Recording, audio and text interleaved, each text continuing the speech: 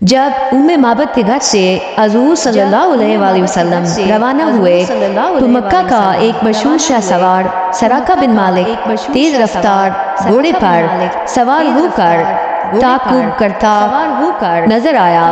قریب پہنچ کر حملے کا ارادہ کیا مگر اس کے گھوڑے نے ٹھوکر کھائی اور وہ گر پڑا، مگر اونٹوں کا انعام کوئی معمولی چیز نہ تھی۔ انعام کے لالچ نے اسے دوبارہ ابھارا اور وہ حملے کی نیت سے آگے بڑھا تو حضور صلی اللہ علیہ وآلہ وسلم کی دعا سے پتھریلی زمین میں اس کے گھوڑے کے پاؤں گھٹنوں تک زمین میں دنس گئے۔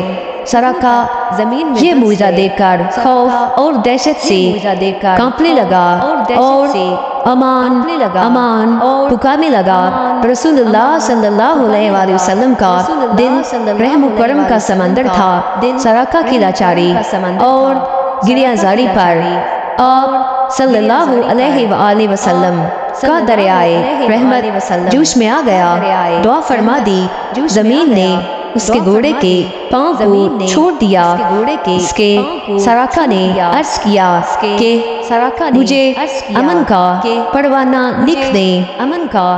حضور صلی اللہ علیہ وآلہ وسلم کے حکم سے حضرت عامر نے سراقہ کے لیے امن کی تحریر لکھ دی۔ سراقہ نے اس تحریر کو اپنے ترکش میں رکھ لیا اور واپس لوٹ گیا۔ راستے میں جو شخص بھی حضور صلی اللہ علیہ وآلہ وسلم کے بارے میں دریافت کرتا تو سراقہ اس کو یہ کہہ کر لوٹا دیتا کہ میں نے بہت دور تک تلاش کیا مگر حضور صلی اللہ علیہ وآلہ وسلم اس طرف نہیں ہے۔ واپس لوٹتے ہوئے کچھ سامان سفر میں حضور صلی اللہ علیہ وآلہ وسلم کی خدمت میں بطور نذرانہ پیش کیا مگر آپ صلی اللہ علیہ وآلہ وسلم نے قبول نہیں فرمایا۔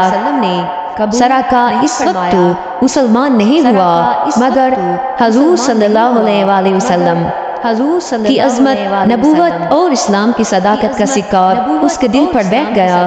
جب حضور صلی اللہ علیہ وآلہ وسلم فتح مکہ اور جنگ طائف و حنین سے فارغ ہو کر جارانہ میں پڑاؤ کیا تو سراقہ اسی پروانہ امن کو لے کر بارگاہ نبوت میں حاضر ہوا اور اپنے قبیلے کی بہت بڑی جماعت کے ساتھ اسلام قبول کیا۔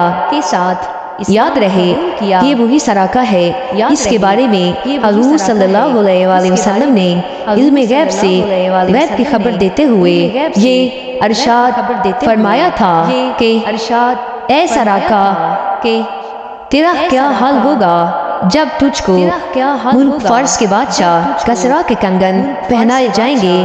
اس ارشاد کے برسوں بعد جب حضرت عمر رضی اللہ عنہ کے دور خلافت ایران فتح ہوا اور کسریٰ کے کنگن دربار خلافت میں لائے گئے تو آپ نے تاجدار دو عالم صلی اللہ علیہ وآلہ وسلم کی فرمان کی تحقیق کے لیے وہ کنگن سراقہ بن مالک کو پہنا کر فرمایا، اے سراقہ یہ کہو کہ اللہ تعالیٰ ہی کے لیے حمد ہے جس نے ان کنگنوں کو بادشاہ فارس کسریٰ سے چھین کر سراقہ کو پہنا دیا۔ سراقہ